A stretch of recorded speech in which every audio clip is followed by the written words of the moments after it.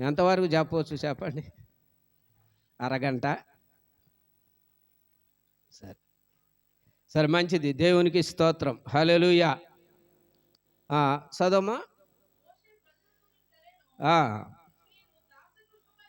ఆ, ఉమ్, ఉమ్, ఉమ్, ఉమ్.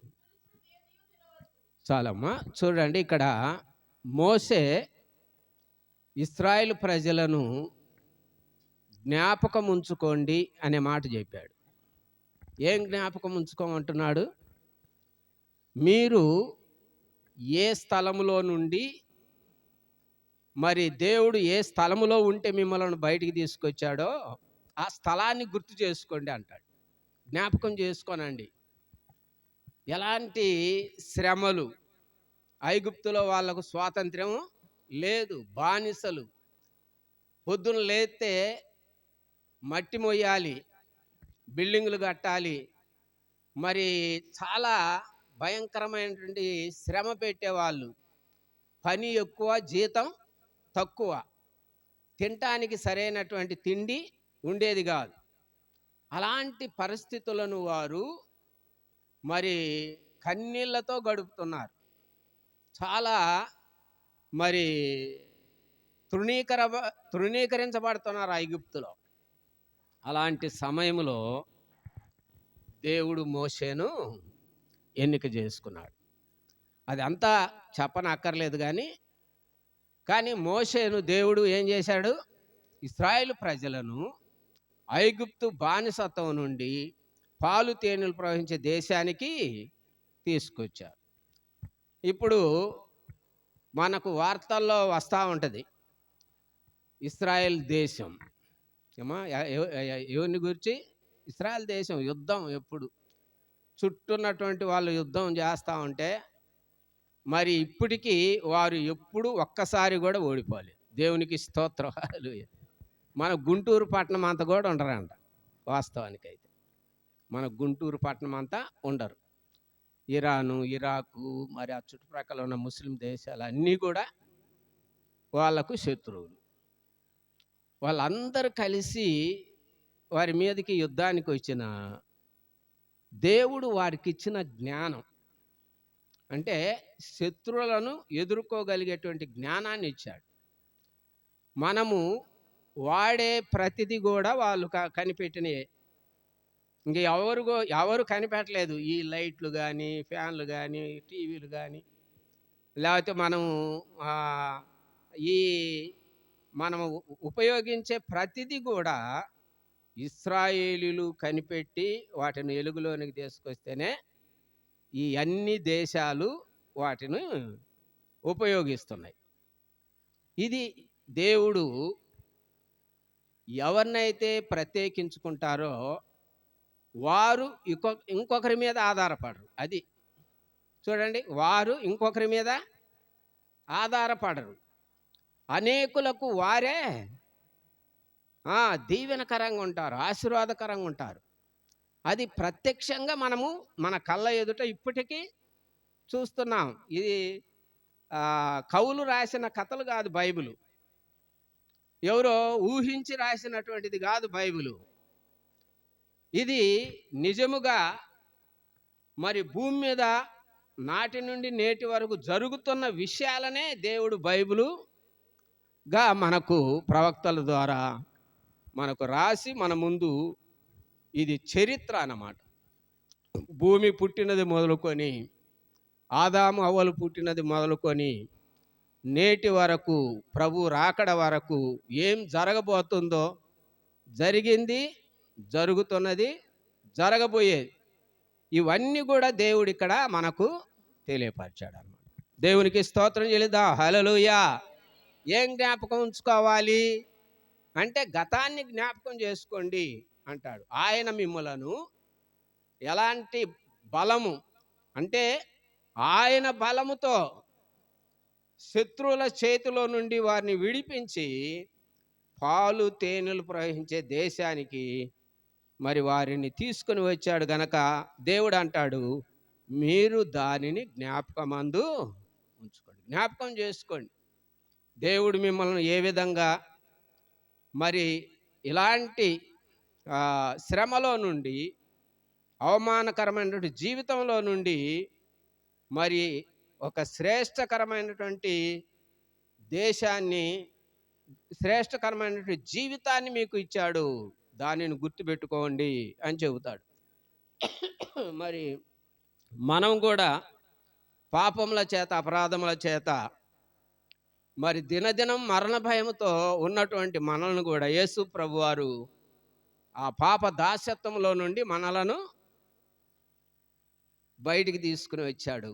తన కుమారులుగా, కుమార్తెలుగా అంగీకరించాడు.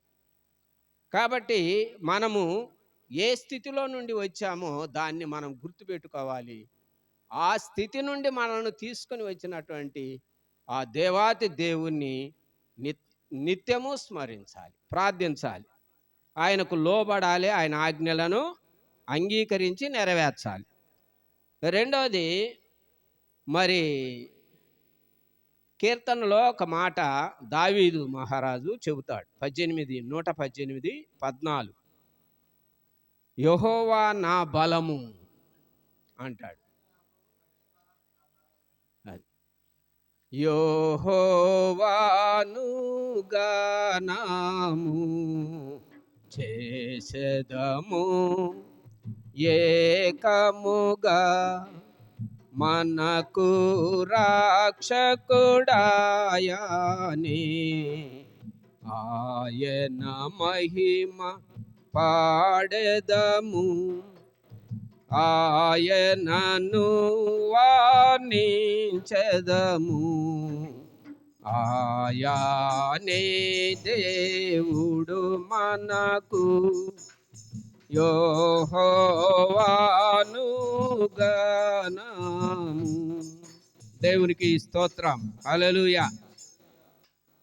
చూడండి, ఇంకొక మాట నిర్గమాకాండం 15:13 చదువుదాం.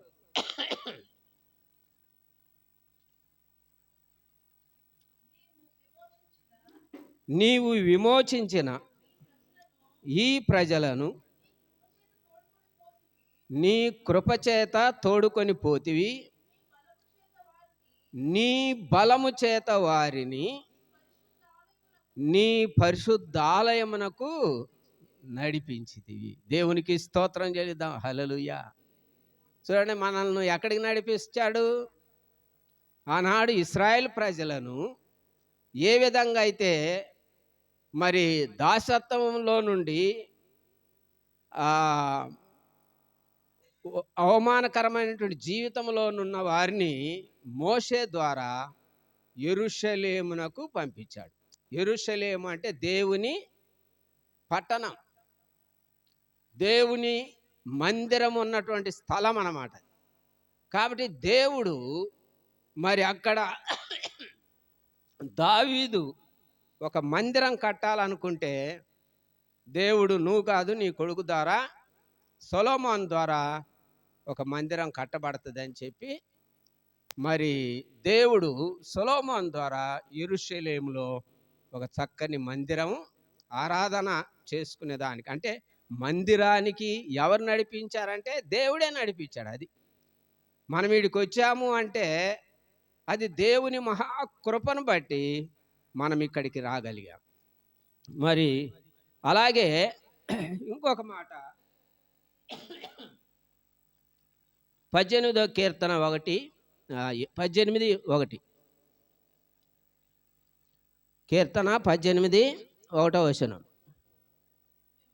యెహోవా నా బలమా, నేను నిన్ను ప్రేమించుచున్నాను. చూడండి, దేవుడు మనలను ప్రేమించి దాసత్వములో నుండి, మరి అవమానకరమైనటువంటి జీవితంలో నుండి మన కొరకు సిలువలో తన రక్తాన్ని చిందించి మనలను కొనుక్కున్నాడు. చెప్పండి, దేవుడు తన స్వరక్తం ఇచ్చి మనలను ఏం చేసుకున్నాడు? కొనుక్కున్నాడు. కాబట్టి ఆయనను మనము ఏం చేయాలి చెప్పండి? ఆయన మనల్ని ప్రేమించి, ఆయన రక్తం ఇచ్చి, మనల్ని పాప దాసత్వం నుండి విడిపించి, ఆయన ప్రజలుగా ఏర్పాటు చేసుకుంటే, మనం ఏం చేయాలి? ఆయనను ప్రేమించాలి. అది భక్తుడు ఇక్కడ అంటాడు, యెహోవా నా బలమా, నేను నిన్ను ప్రేమించుచున్నాను. దేవుణ్ణి మనము ప్రేమిస్తే ఏం చేయాలి చెప్పండి? ఏం చేయాలి? ఆరాధన ఎగ్గొట్టాలా? ఏమో దేవుని ఆరాధన సమయాన్ని నిర్లక్ష్యం చేద్దామా? ప్రేమించే వాళ్ళు చేస్తారా? దేవుని మందిరాన్ని నిర్లక్ష్యం చేస్తారా? దేవుని ఆరాధించటం నిర్లక్ష్యం చేస్తారా? దేవుని సన్నిధికి ఈరోజు ఆదివారం అంటే పనులు ఎక్కువగా పెట్టుకోకూడదు. అసలు ఆదివారమే పనులు ఎక్కువ పెట్టుకుంటారు. ఆదివారం ప్రార్థన ప్రారంభిస్తే ఈడ బట్టలు ఉతుకుతూ ఉంటారు. ఈ ఊర్లో మరి అట్లాంటి పని ఎవరైనా చేస్తుంటే ఏం చేయాలి చెప్పండి? శనివారం ఉతుక్కో, సోమవారం ఉతుక్కో.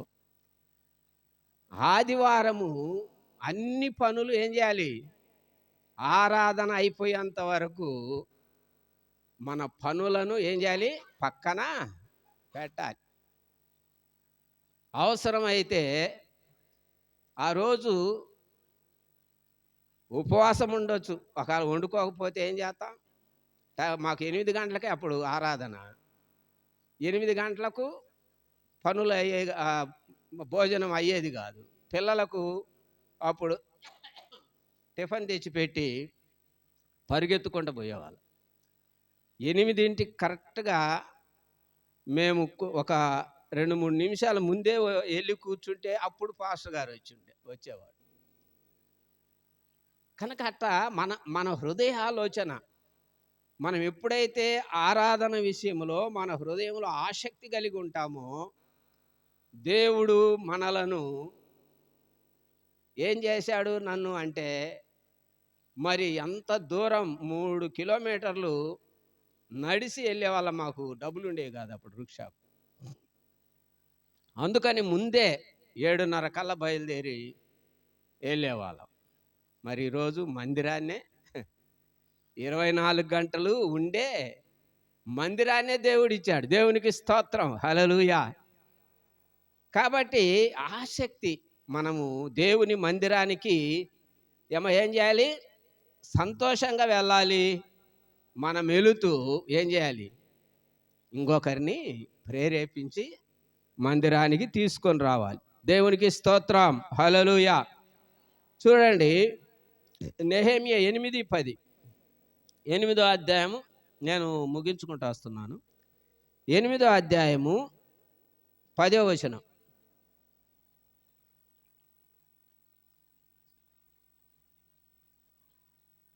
ఏమని ఉంది అక్కడ అంటే, యెహోవా యందు ఆనందించుట వలన మీరు బలము పొందెదరు. ఏమా, ఎప్పుడు వదిలిపెడతాడయ్యను, ఎప్పుడు పోదాం, ఆకలి అవుతుంది.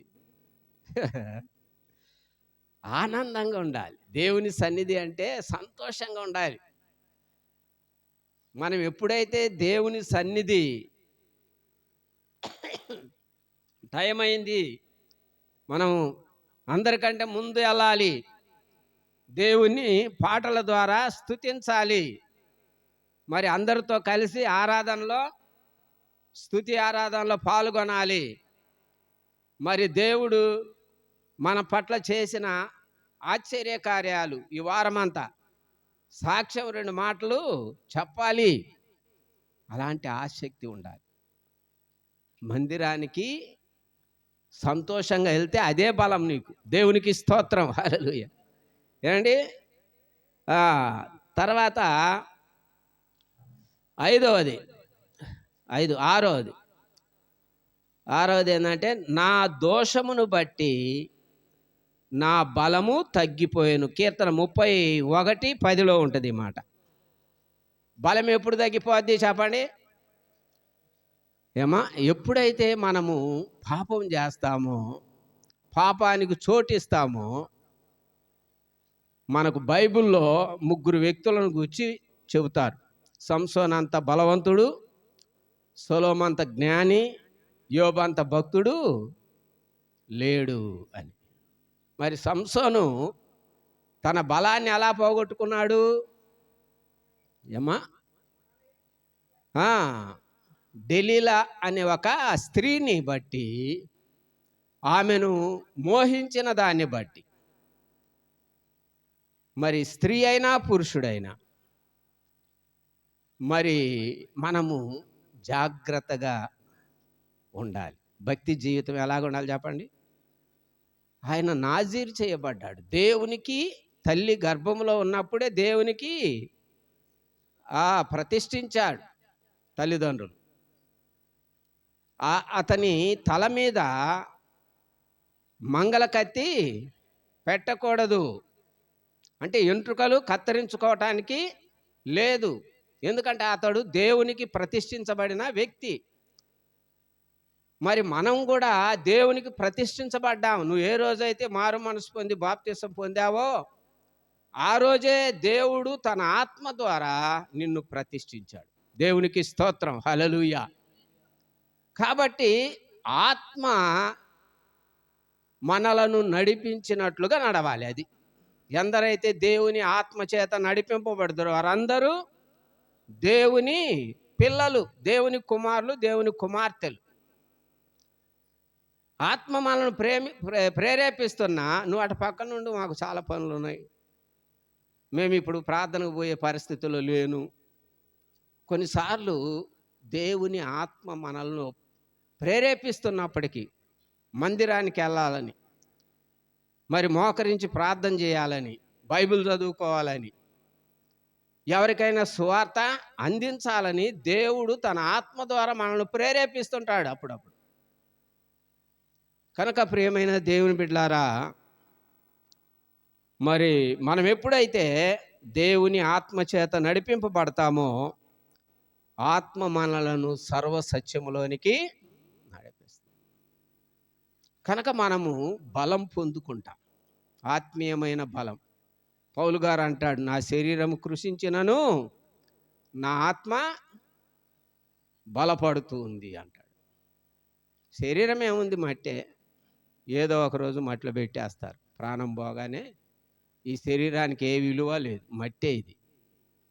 కనుక శరీరము కంటే ఆత్మ విషయమై దీనులైన వారు ధన్యులు, పరలోక రాజ్యం వారిది అన్నాడు యేసు ప్రభు వారు మత్తయి సువార్త 5లో ధన్యతలు చెబుతాడు అక్కడ. అవి మనము రోజు మననం చేసుకోవాలి, మన హృదయంలో వాటిని ధ్యానం చేయాలి. చేసినప్పుడు మనము ఆత్మానుసారంగా ప్రవర్తించటానికి వీలుపడు. వాక్యం చదవకుండా, వాక్యం వినకుండా మనం ఆత్మానుసారముగా నడుచుకోవటం చాలా కష్టంగా ఉంటుంది. సరే, మంచి, దేవునికి స్తోత్రం. మరి మన దోషము ఏం చేస్తుందంట? మన బలాన్ని తగ్గిస్తుంది. కాబట్టి పాపమును బట్టి సంసోను కళ్ళు ఊడబీక గుడ్డోని చేసినాయి కదా. అవమానకరంగా హేళనకు అప్పగించబడ్డాడు.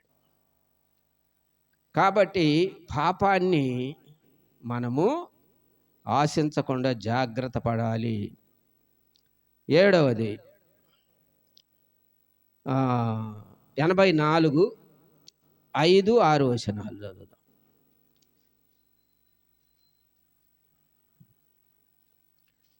నీ వలన బలమునందు జనులు, మనుషులు ధన్యులు, యాత్ర చేయు మార్గములు వారికి అతి ప్రియములు. బాకా లోయలో పడి వెళ్ళుచు దానిని జలమయముగా చేయుదురు. చాలమ్మ, చూడండి ఇక్కడ ఈ మాట ఏంటి అంటే యాత్ర చేయాలి, సువార్త దండయాత్ర. ఏం చేయాలి చెప్పండి? మన సంఘం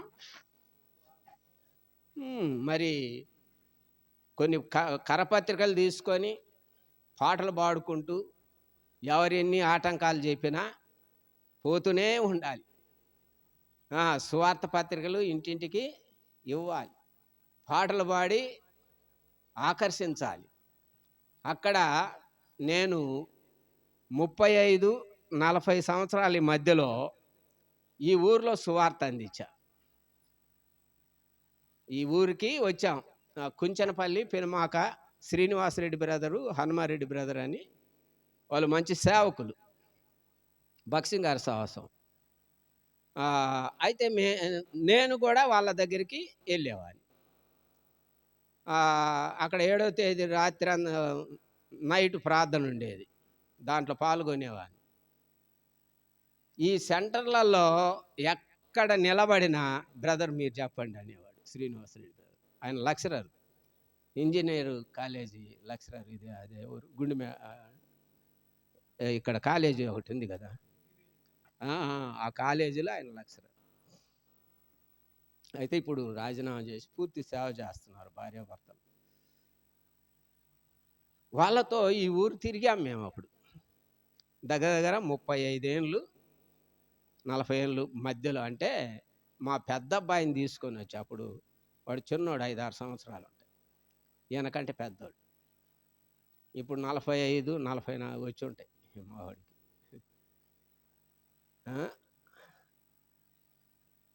కాబట్టి దేవుడు ఇక్కడ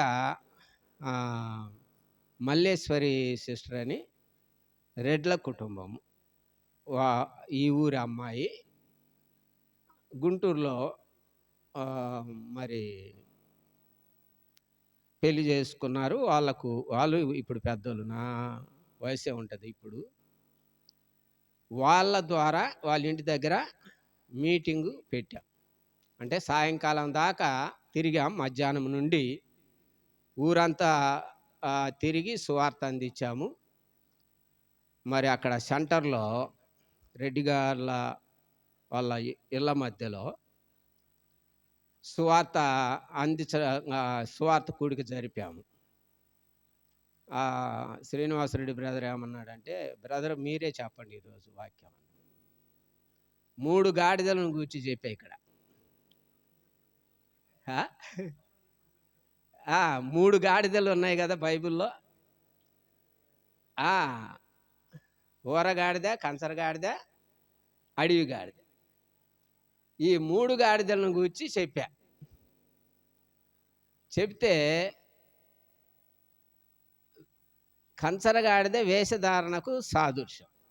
ఒక రెడ్ల అమ్మాయి ప్రార్థనకు వెళ్ళింది, పిల్లలు పుట్టారు, పిల్లలు లేకపోతే పిల్లలు పుట్టారు.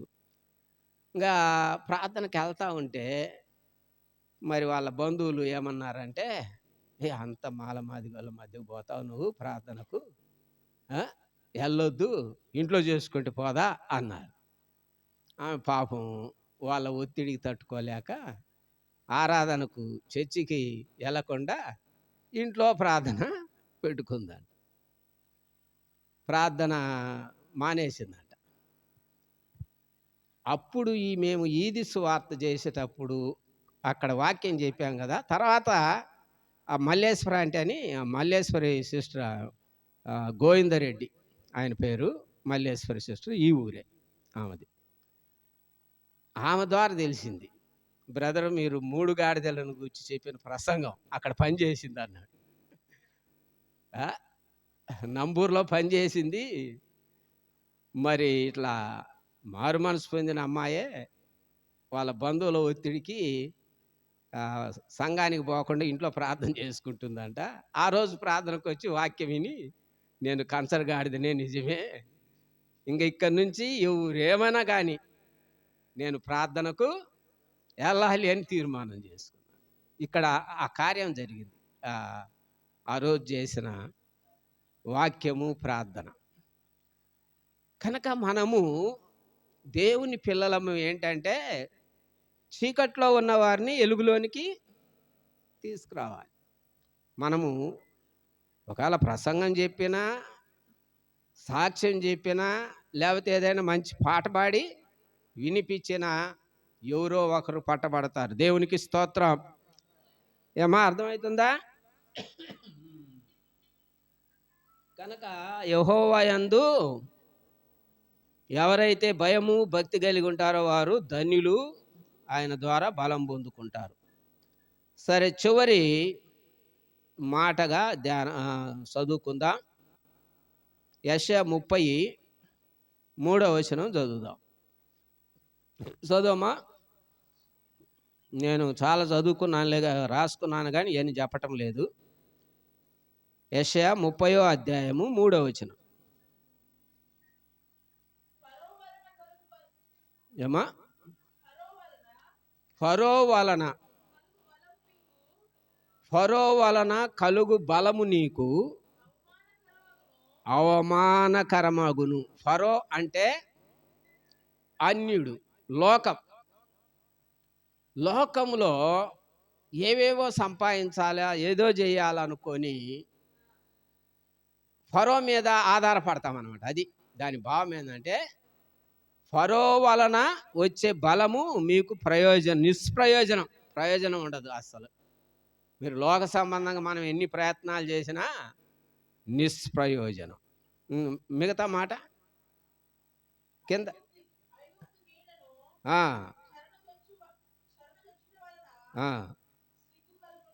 ఏం కలుగుద్ది అంట? లోకం మీద ఆధారపడితే ఏమవుతాం? సిగ్గుపడతాం. అంటే దేవుని దగ్గర నుండి వచ్చే ఆశీర్వాదాలను పోగొట్టుకుంటాం. కనుక దేవుని మీద మనం ఆధారపడితే దేవుడు మనలను తగిన సమయమందు హెచ్చిస్తాడు. అందుకే పేతురు ఆయన బలిష్టమైన చేతి కింద అణిగి ఉంటే తగిన సమయంలో నిన్ను హెచ్చిస్తాడు. కనుక దేవుని సన్నిధిని కానీ దైవ సేవకులను కానీ ఆరాధన కానీ నిర్లక్ష్యం చేయకూడదు. దేవుని మీద ఆధారపడితే నీవు నీ కుటుంబము ఆశీర్వదించబడతారు. చాలా మూర్ఖులైన భర్తలు మారారు భార్యల ద్వారా, వాళ్ళ ప్రార్థన ఫలితంగా.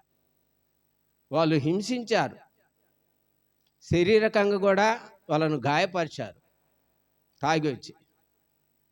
అయినా దేవుడు అలాంటి మూర్ఖులను కూడా మార్చాడు. కనుక నీ ప్రార్థన దేవుడు అంగీకరించాడు అనేదానికి ఏంటంటే, నీ కుటుంబంలో ఎవరైతే దేవుడు అంటే తిరుగుబాటుతనంగా ఉంటారో దేవుడు తగిన సమయంలో మారుస్తాడు అనే విశ్వాసం. అతను మారడండి. మనమే ఆ మాట చెబితే అతను మారడాయన. మనుషులకు అసాధ్యమే అది, దేవునికి సమస్తము సాధ్యము. ఆ నమ్మకాన్ని విడిచిపెట్టకూడదు. నేను నమ్ముకున్న నా దేవుడు నా కుటుంబాన్ని, నా భర్తను, నా పిల్లలను, నా బంధువర్గాన్ని కూడా మారుస్తాడనే విశ్వాసంతోనే భక్తి చేయాలి, ప్రార్థన చేయాలి.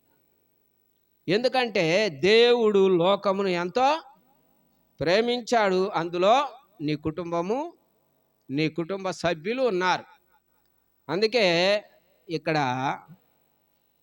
మరి పరమగీతాల్లో 8:6 ఏమని ఉందంటే, ప్రేమ మరణమంతా బలమైనది అన్నాడు. చూడ, ప్రేమ ఎంత బలమైందంట. ఇంకా మరణం తర్వాత ఏమని ఉంటుందా? కాబట్టి ఈ 2 విషయాలు గుర్తుపెట్టుకోవాలి. ఈర్ష్య పాతాళమంత కఠోరమైనది.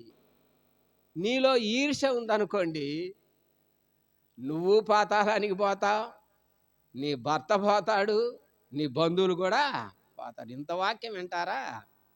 ఇంట్లో వాళ్ళతో పలకరు, మాట్లాడుకోరు సంవత్సరాల తరబడి. మళ్ళీ అది కూడా ఏమో చాలామంది ఏళ్ళ తరబడి పలుకొని వాళ్ళు ఉన్నారు ఒక కుటుంబంలో. ఒకవేళ ఎవరైనా మీరు ఉంటే, ఇప్పటి నుంచి కొత్త సంవత్సరం ఇది 2026 నుండి వాళ్ళు ఎంత కఠినమైన మనసు కలిగిన వాళ్ళైనా, నిన్నెంత అవమానపరిచిన వాళ్ళు అయినా పలకరించు. నీ ప్రేమ, దేవుని ప్రేమను వాళ్ళకు చూపించు. దేవుడు కనికరం గల్లోడు గనక ఆ కఠినుని కూడా మారుస్తాడు అంతే. దేవునికి స్తోత్రం, హల్లెలూయా. ఏమా దేవునికి స్తుతి చెల్లించి అప్పుడు పాస్టర్ గారి జీవితం, పాస్టర్ గారు మనం మరి ఉపవాస ప్రార్థన పెట్టినప్పుడు ప్రార్థన చేశాము, మా ఆయన మారాడు, ఇదిగో సంఘానికి వచ్చాడని సాక్ష్యం చెప్పాలి మీరు. దేవునికి స్తోత్రం, హల్లెలూయా కదమ్మా.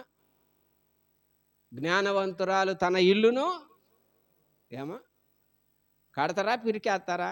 3 రాళ్ళు ఓడబీకుద్దంట, జ్ఞానవంతురాలు కట్టుద్ది. అంటే ఇదే మన పిల్లలు మనం 31 సామెతల్లో చూస్తాం కదా. జ్ఞానం కలిగిన స్త్రీ తన కుటుంబాన్ని ఏ విధంగా కట్టుకొని, తన భర్త ఎక్కడ దేశ పెద్దలతో కూర్చుంటాడంట భర్త, ఏమేమో ఇంట్లో చాకిరంతా ఆమె చేస్తుంది. అవును కదా, మీరు ఎప్పుడన్నా చదివారా 31 సామెతలు? సామెతలు 31 రోజు చదవండి. ఏమా సహోదరులు ఏం చేయాలి చెప్పండి? సామెతలు 31 రోజుకు ఒకసారి అన్న చదవండి. అక్కడ జ్ఞానం కలిగిన స్త్రీ మనకు కనపడుతుంది. నేను కూడా ఏమలాగా ఉండాలి. ఏమా ఆమెను గూర్చి చివర్లో ఏం చెప్పారు? ఏమన్నాడు అంటే, యెహోవా యందు భయభక్తులు కలిగిన స్త్రీ కొనియాడబడును, చేసిన పనిని బట్టి అట్టి దానికి ప్రతిఫలం ఇవ్వదగును, గౌనుల యొద్ద ఆమె పనులు ఆమెను కొనియాడును అన్నాడు. దేవునికి స్తోత్రం, హల్లెలూయా. నువ్వు మంచి పనులు చేస్తే ఏమా నీ కుటుంబము క్షేమకరంగా ఉంటే ఊర్లో వాళ్ళందరూ ఎక్కడ చెబుతారంట? బిందెలు కొట్టుకోకుండా కొంతమంది మరి పంపు వచ్చినప్పుడు నీళ్ళకి ఏం చేస్తారు? బిందెలతో కొట్టుకుంటారు. మరి నీ సాక్ష్యం ఏం చేస్తుందంటే బిందెలతో కొట్టుకోవాలనిపించదు. ఇక చక్కగా వరుసగా నీళ్లు పట్టుకొని ఏ గొడవలు లేకుండా చక్కగా అలాంటి స్త్రీలుగా ఉండాలి మీరు. దేవుడి మాటలను దీవించును గాక.